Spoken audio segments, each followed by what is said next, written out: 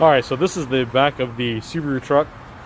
What we're doing today is we're just prepping it. This panel for the bed has just been kind of sitting back there. And so the one thing that I haven't been doing, I've been driving the hell out of the thing, but we finally have some really bad weather, you know, or decently bad weather. So what I'm trying to do is get it ready to start sealing it. So what we're going to do is we're going to use like a roll-on bed liner. And so now I'm just prepping the surfaces. So the plan is basically we're going to roll on to the bottom areas first.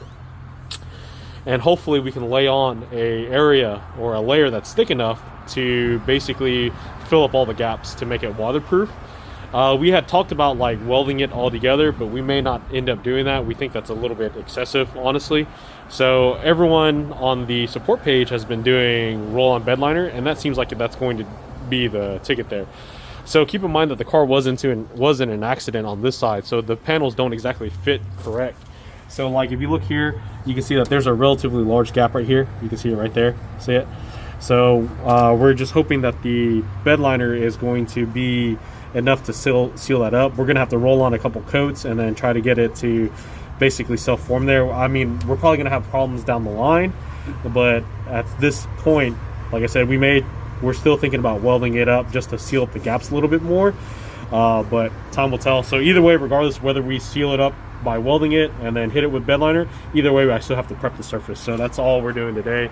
I've already got a vast majority of that done, so I'm basically going to start hitting these corners right here and then hope for the best.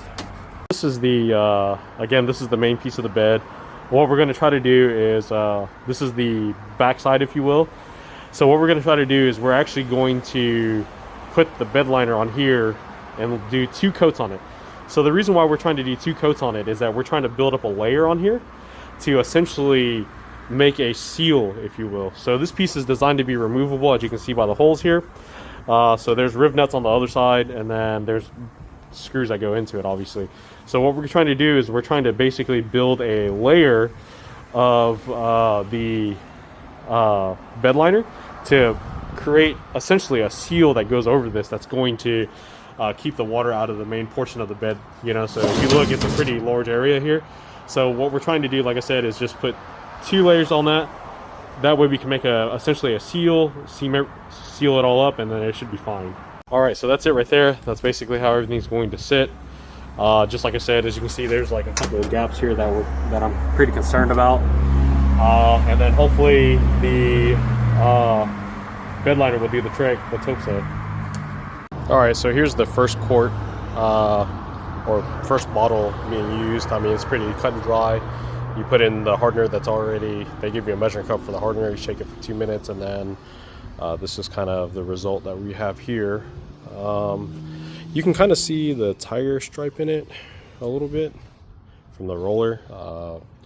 But we have a little bit left over to go over it, so we're going to let this one cure. It says it takes about an hour to cure. Once it cures, we'll hit it with the rest of it. We still got probably about I'd say about a quarter of that to go over it, and then hopefully we can smooth out some of the tiger striping. Overall though, it looks pretty good. All right, so we got the truck bed prepped up. As you can see, there are areas that I've got masked off that I'm not trying to paint. So what I'm going to do is I've got a couple paint brushes here. I'm going to mix up another bottle, and I'm going to kind of paintbrush in the seams here and then try to get it to cure, see if we can get it to use it as a seal. So we've got mainly these little corner seals all around that we're going to do first, mainly against the bed wall. We'll let it cure and then we'll spray it down. All right, so it's mostly done here. It's not perfect by any means. I think I did a decent job for a first time doing it. There's a couple things that I don't like about it, but that's just really the lack of skill in paint, really, to be honest with you. There are areas that look really good. The texture is really amazing. But the problem I think is that I tried to use it as like a seam sealer, if you will, to fill up the gaps, and it worked pretty good actually. After spraying a couple layers of it, it actually sealed up really good. Like, it's not fully cured yet, but I mean, it's like this area right here used to not be flush, but you can see that it's basically flush now. So I mean, that side not as good, but still a lot better than what it was before. And so I'm actually fairly confident in it not leaking, but you know, only time's gonna tell, and I don't know how well it's gonna hold. But like I said, there's some areas that I laid a little bit thick because, you know, just like I said earlier, I had used a brush to kind of get the corners, if you will, but it's sealed up a lot of the gaps. So, I mean, this one right here definitely didn't seal as good as I'd like it. It did further in, but it didn't come flush like that side per se. But it turned out decently well. I'm actually really happy with it. So, you know, for 130 bucks is what I bought it. I bought it on sale. AutoZone had a sale on it. So 130 bucks, I really can't complain about it. So pretty stoked about it. But like I said, we will have to just update this in a few months to see how it held up. All right. So here we are. Last night we had like really bad rain. So I'm hoping that our Subaru truck, let's see how wet it actually got. So the bed liner that I put on did help a lot with my initial testing, but I actually haven't been in any rain. So, so we got puddles back here. I guess that's kind of a good sign. Let's see the real check here. Let's see how wet it is. Oh yeah, it's pretty wet, guys. Oh yeah, it's made it all the way to the front here. So underneath the weather checks, you can see that it's soaked pretty bad. Let's see back here. 1 second. Oh yeah, it's pretty bad. There's standing water here, like a puddle back here. So it's not a good look. Let's see, the passenger side is probably also, it's not as bad, but it's definitely bad. So we're definitely going to have to work on some more drainage here. The good news is that it doesn't look like any of it's come from the top.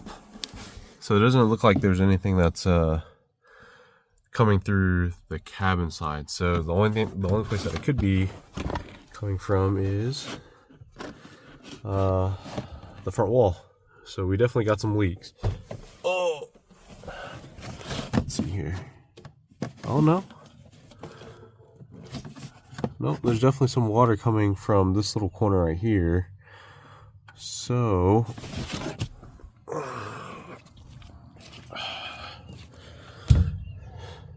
this side though has like a puddle. So I don't know. I wonder if it's actually coming from the back. But anyways, I wanted to give you guys an update. So yes, unfortunately we do have a lot of water inside the car. Which sucks is because it's going to rain some more today. So what I'm going to do, I think, is to actually turn the car around first. So the car's kind of like sloped downhill. So what I'll do is I'll actually turn the car around, and we're probably just going to have to temporarily put drain holes in it to get that all drained out. So it's going to rain some more today. So that sucks. I was really hoping that the bed liner would get it sealed, but it actually looks like it sealed it a lot more than anticipated. So like I said, we do have standing water over here, and it did rain really bad last night. So it definitely could have been worse, I suppose. All right, here goes.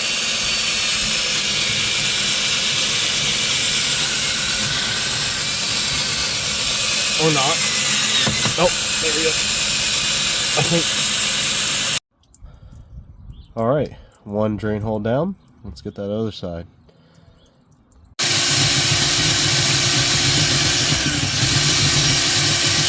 All right, so off camera, I took the bed cover off, or rather the center plate of the bed, and there's only a little bit of water down there, and it's in the spare tire well. I'm actually not sure where this water in the front's coming from, to be honest with you. So I checked along this front wall, excuse me, this front wall right here, and there's a little bit of leakage that comes out of this corner right here. I'm not really too sure where that's coming from. I guess one day I'm just gonna have to sit down and hit it with water. So for now, I just drilled 2 holes, one on each side. I'm going to actually have to make an official drain for this. The reason is that what I drilled through is actually 2 pieces of metal. And so what's going to happen is that, there's a chance that the water may come down and get in between the 2 sheets, like in this crevice here. And that could definitely cause some problems, in a couple years. So we're going to make an actual official drain, but for now, we just got to get the water out of here. So what I ended up doing was drilled 2 holes, back the car around, that way that it's going downhill and it's just going to drain. It sucks. The passenger side is actually not as bad as the driver's side is, but I mean, obviously this is not, this is not good. We definitely do not want this. So, yeah, unfortunately there's not really much else I can do at this point.